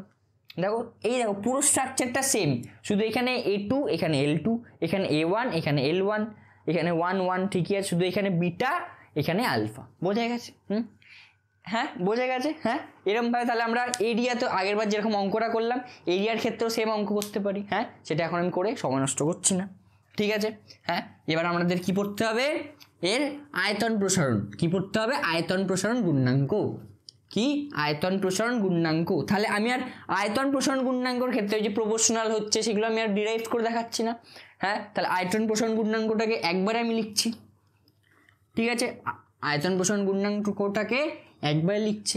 তার মানে দেখো আয়তন প্রসারণ গুণাঙ্কে কি হচ্ছে, কোন জিনিসের এরকম আয়তন আছে, সেটা আয়তন যত হিট দিলাম তার আয়তনটা বেড়ে গেল, হিট দিলাম আয়তনটা তার বেড়ে গেল, ঠিক? হ্যাঁ, দেখো প্রথমে ধরা যায় আয়তন ছিল হচ্ছে গিয়ে V1, পরে আয়তন কত হলো V2। প্রথমে আয়তন ছিল V1, পরে আয়তন হলো V2। প্রথমে V1 আয়তনে ইয়ে ছিল টেম্পারেচার ছিল θ1, V2 আয়তনে টেম্পারেচার হলো θ2। বোঝা গেছে? হ্যাঁ, এবার তাহলে আমি প্রথমে আয়তন প্রসারণ গুণাঙ্কটাকে ডিফাইন করে নিই। আয়তন প্রসারণ গুণাঙ্কটাকে লেখা হয় গামা চিহ্ন দিয়ে। এটাকে কি বলে? গামা। এটাকে কি বলে? গামা। গামা। বোঝা গেছে? এটাকে কি বলে? গামা। তো এটাকে আমরা কি দিয়ে ডিনোট করি? সেই আগের মতোই, delta V divided by initial volume into delta Q. এটা কীভাবে ভালো করে লিখলে হয়, ডেল্টা V মানে কি V2 minus V1 divided by V1 into θ2 minus θ1, V1 into θ2 minus θ1। এরকমভাবে আমরা তাহলে কি এটাকে কি বলা হয়? আয়তন প্রসারণ গুণাঙ্ক। এটাকে কি বলা হয়? আয়তন প্রসারণ গুণাঙ্ক। এটাকেই বলা হয় আয়তন প্রসারণ গুণাঙ্ক। বোঝা গেছে? হ্যাঁ,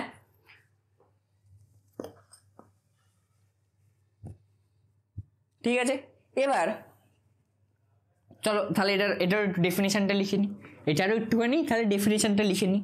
এটার ডেফিনেশনটা কী হবে? দেখো এটার ডেফিনেশনটা কী হবে,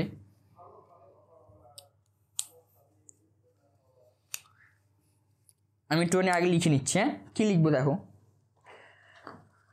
কোনো কঠিন বস্তুর উষ্ণতা বা কঠিনের উষ্ণতা লিখতেই বা এদের কী খাটে, এটা বারবার খাটে বলেছি। হ্যাঁ, অন্য কিছু বলিনি, তোমরা অন্য কিছু বলবে না যে দাদা অন্য কিছু বলেছে, ঠিক আছে? কি এখানে কি বলছে, কোনো কোনো কঠিনের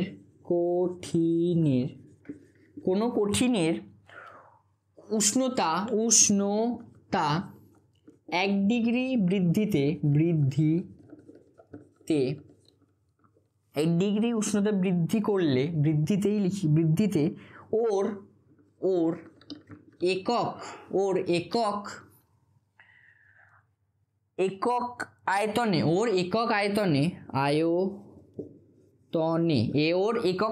আমি এটা অন্য কালীন ইউজ করছি কারণ নাহলে এটা দেখা যাবে না।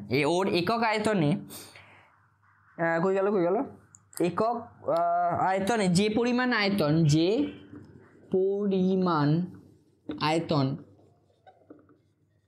আয়তন বৃদ্ধি হয় যে পরিমাণ আয়তন বৃদ্ধি ঘটে ঢুকছে তো ঘটে ওর যে পরিমাণ আয়তন বৃদ্ধি ঘটে তাকে ওই কঠিন পদার্থের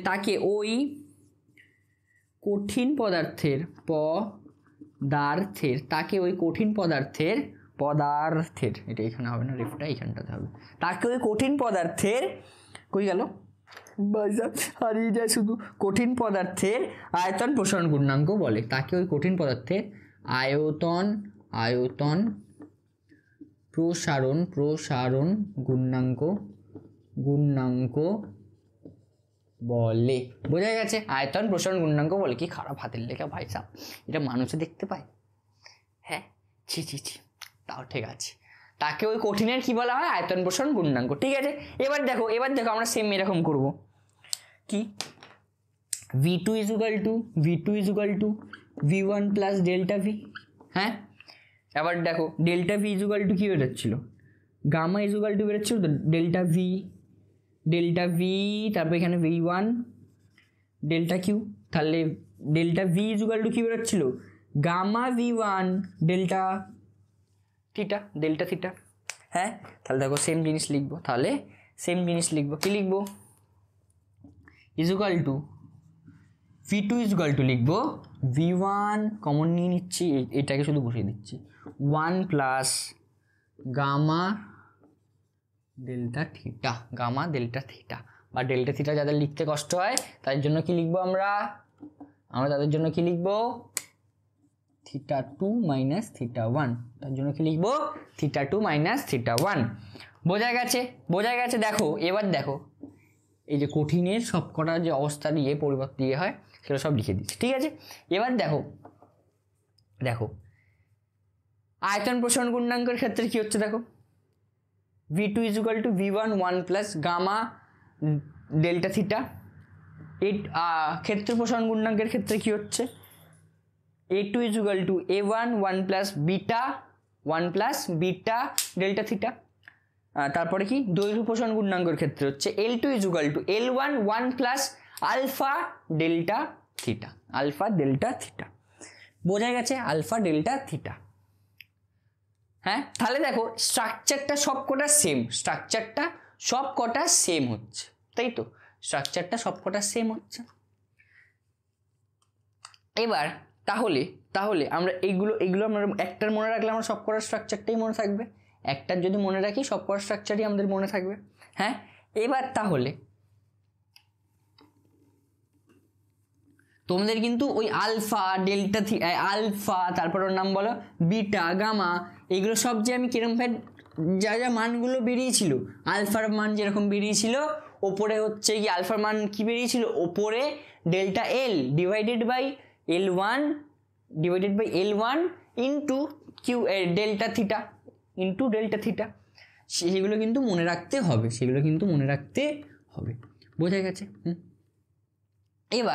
এবার একটা জিনিস আমরা একটু এরপর ডেরিভেশন করে আমরা পাই যে মানে একটু ডিরাইভ করলে আমরা পাই যে আলফা ইজ কি পাই? Beta by 2 = gamma by 3। Alpha is কি পাই? Beta by 2 = gamma by 3। কি পাচ্ছি? Alpha is beta by 2 = gamma by 3। বোঝা গেছে? এটাকে যদি আমরা একটু সলভ করি তাহলে কি পাবো? 6 আলফা ইজ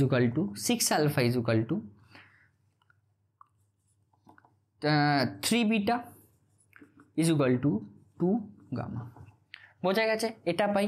আবার দেখো, আবার এটা আরেকটু সলভ করলে তোমাকে কেউ যদি বলে alpha is to beta is to gamma কত হয়, কি হবে, কত হবে? দেখো আমরা এখান থেকে আলফার মানগুলি সব জায়গায় বোঝাচ্ছি। আলফার মান কত?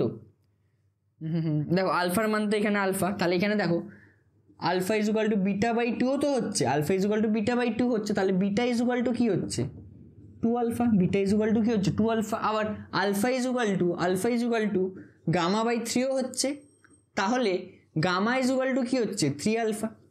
হ্যাঁ, তাহলে তোমাকে যদি বলে আয়তন প্রসারণ গুণাঙ্ক, ক্ষেত্র প্রসারণ গুণাঙ্ক ও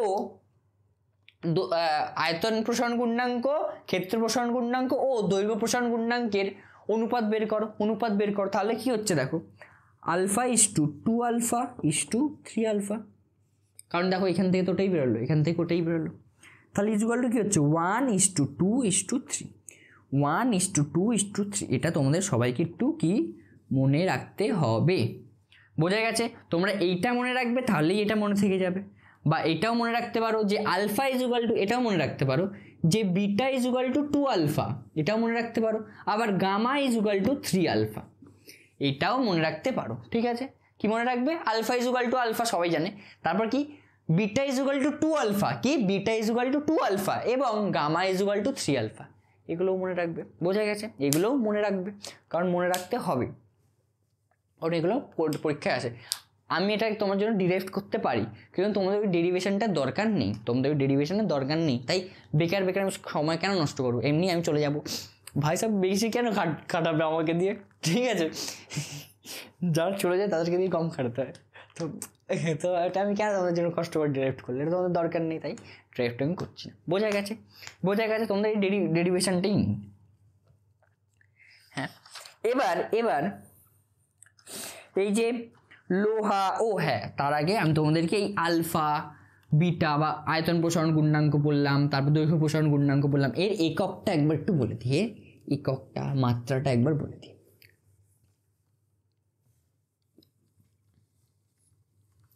দেখো আমরা দৈর্ঘ্য প্রসারণ গুণাঙ্কের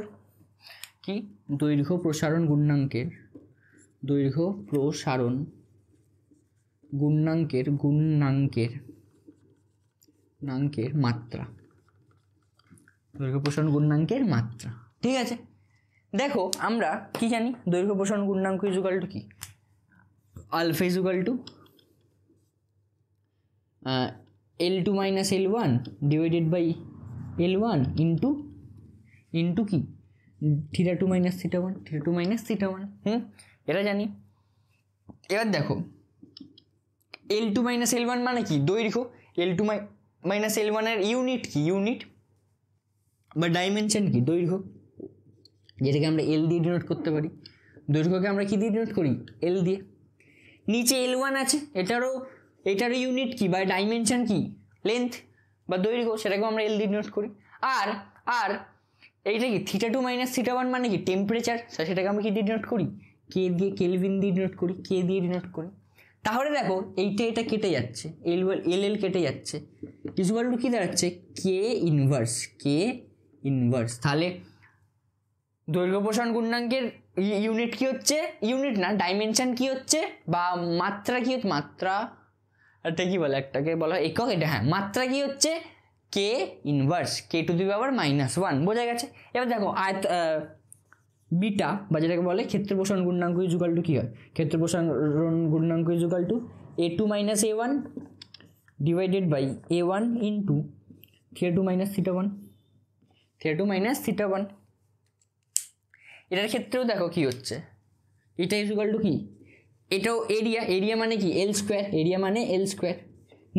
নিচেও এরিয়া, নিচেরটাও এরিয়া, এই যে A1 মানেও এরিয়া, তাহলে এটাও L স্কোয়ার। আরেকটা কি আছে কেলভিন হবে, কারণ এটা থিটা, তো এই L স্কোয়ার কেটে গেল, তাহলে এটার কত হচ্ছে, হচ্ছে গিয়ে ইনভার্স। আবার আয়তন প্রসারণ গুণাঙ্ক গামা ইজ ইকুয়াল টু কি হয়, V2 minus V1 divided by V1 into θ2 minus θ1। হ্যাঁ, তাহলে এবার কি করতে পারি, L3 is equal to L3 divided by into K inverse বা কে কে হ্যাঁ, তাহলে ইজুয়াল টু কী হচ্ছে দেখো, ইজুয়াল টু এই এল কিউব কেটে গেল, এই এল কিউব কেটে গেল, তাহলে ইজুয়াল টু আমরা কি লিখতে পারি, ইজুয়াল টু তাহলে কি হচ্ছে কেলভিন ইনভার্স। তাহলে দেখো সবকটারই মাত্রা সেম হচ্ছে, সবকটা আয়তন প্রসারণ, সবকটা প্রসারণ গুণাঙ্কেরই মাত্রা সেম হচ্ছে, কি হচ্ছে কেলভিন ইনভার্স। তাহলে এবার এটার একক কি হবে, আলফার একক কি হবে, আলফার একক হচ্ছে গিয়ে কেলভিন ইনভার্স। যদি আমরা সিজিএস এ করি, সিজিএস এর একক কি হয়, সিজিএস একক হয় হচ্ছে গিয়ে কেলভিন ইনভার্স, ঠিক আছে। সিজিএস বলছি কেন, এসআইতে একক হয় হচ্ছে কি, এসআইতে একক হয় কেলভিন ইনভার্স। সিজিএসে হয় কত হয়, সিজিএসে হয় সেন্টিমিটার সেলসিয়াস ইনভার্স, সিজিএসে হয় সেলসিয়াস ইনভার্স। আবার বা ডিগ্রি সেলসিয়াস ইনভার্স, এটাকে ডিগ্রি সেলসিয়াস বলে, এরকমভাবে লিখতে হয়, ঠিক আছে। আবার এফপিএসটা কি, ওই যে ফ্যারেনহাইটস বলে না, ফ্যারেনহাইট ওরতে ফ্যারেনহাইট পাউন্ড সেকেন্ড এটার ফুল ফর্ম। তো ফ্যারেনহাইট ওইটাতে কী হয়, ওটার ইউনিট হয় হচ্ছে গিয়ে ফ্যারেনহাইট ইনভার্স, কী হয় ডিগ্রি ফ্যারেনহাইট ইনভার্স। বোঝা গেছে। এবার তাহলে দেখো, যেহেতু প্রত্যেকটা প্রসারণ গুণাঙ্কের মাত্রা সেম, তাই প্রত্যেকটা প্রসারণ গুণাঙ্কের এককও তাহলে সেম হবে। তাহলে এটা আলফার একক কি, আলফার একক যা হবে বিটারও একক তাই হবে, আর গামারও একক তাই হবে, বোঝা গেছে? হ্যাঁ কি না বলো, হ্যাঁ কি না, হয় কি নয়, বোঝা গেছে নিশ্চয়ই, আশা করি। হ্যাঁ, এবার দেখো আমি তোমাদেরকে দু তিনটে ফ্যাক্ট বলি, মনে হয় প্রায় কত সময় হয়েছে আমি জানি না, ঠিক আছে আমি দেখছি একটু পরে, এটা করে নিই, তারপরে আমি দেখে নিচ্ছি কত সময় হয়েছে। আমি তোমাকে দু তিনটে ফ্যাক্ট বলি, কি যে পিতল, এটা ধরো যে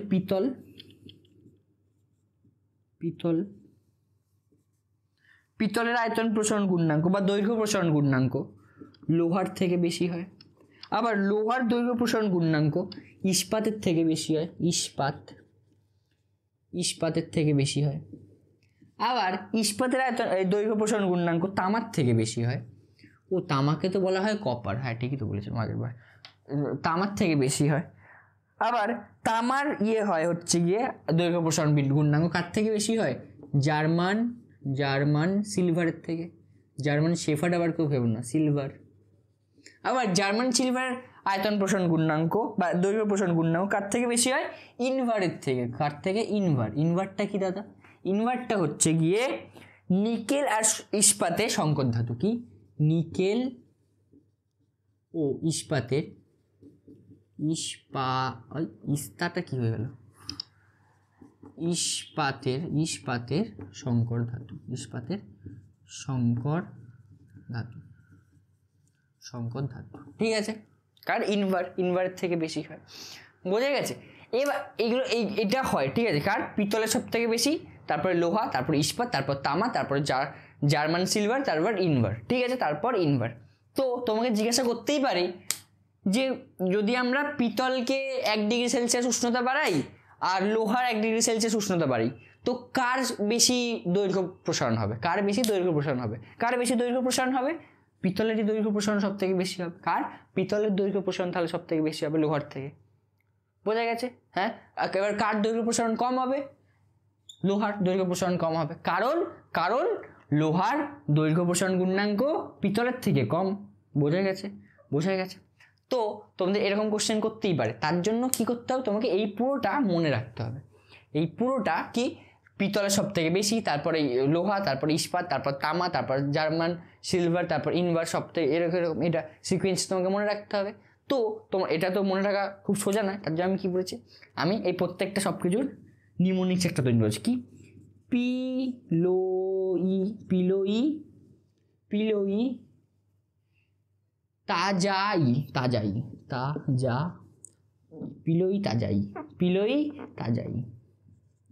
তাজাই, এখান থেকে এদিকে কি হয়, দৈর্ঘ্য প্রসারণ গুণাঙ্ক কি কমে, এখান থেকে দিকে কি কমে। কি পিলোই তাজাই মানে ওই বলে না তাজা খাওয়াও, তাজা পিলো, পিলো তাজা মানে তাজা একটু খেয়ে নাও, বুঝতে পারছো? মানে খাওয়ার পিলোই মানে কি, পিলো, পিলো মানে কি, পিলো মানে খাওয়া দাওয়া মানে কিছু একটা ড্রিঙ্কস করা, ড্রিঙ্কস মানে জল, জল, ঠিক আছে, জল নর্মাল। ড্রিঙ্কস মানে তোমরা আবার কোন সব দিকে ভাবছো, নর্মাল জলের কথা বলছি। পিলোই তাজাই, কি তাজাই পিলো, তাজাই পিলো, সেটাকে আমরা উল্টোভাবে বলছি কি পিলোই তাজাই, পিলোই তাজাই, ঠিক আছে। এরকম মনে রাখবে, প্রথম ই মানে হচ্ছে ইস্পাত, পরের ই মানে হচ্ছে গিয়ে ইনভার, বোঝা গেছে? প্রথম ই মানে ইস্পাত, পরের ই মানে ইনভার, ঠিক আছে। হ্যাঁ, এটা একটু দয়া করে একটু মনে রাখবে, এটা একটু দয়া করে মনে রাখবে। আর এটাও কিন্তু মনে রাখবে, যে দিক থেকে এদিকে গেলে আলফার মান কমে, ঠিক আছে, ঠিক আছে। হ্যাঁ, এটা তোমাদেরকে কিন্তু কি মনে রাখতে হবে। তো চলো তারপর দেখি এবার কতক্ষণ হয়েছে, তারপর আমি দেখছি, যদি পড়াতে হয় তাহলে আবার পড়ো, ঠিক আছে। তো ভাই সাহেব, না ভাই সাহেব আর পড়াবো না, 1 ঘন্টা 15 মিনিট হয়ে গেছে, ঠিক আছে। তো আর বেশি এক্সটেন্ড করবো না আজকে, নেক্সট ক্লাসে আবার চলে যাচ্ছি কালকে নেক্সট ক্লাস করাবো। নেক্সট ক্লাস তোমাদের কবে আছে? নেক্সট ক্লাস তোমাদের জন্য আবার সোমবার দিন নেক্সট ক্লাস আছে, আমি এক্ষুনি করবো, ঠিক আছে। তো এতক্ষণ ভিডিওটা দেখার জন্য ধন্যবাদ, ভিডিওটা দেখার জন্য কি ক্লাসটা আমার বক এতক্ষণ ধরার জন্য বা শোনার জন্য ধন্যবাদ, কি ধন্যবাদ।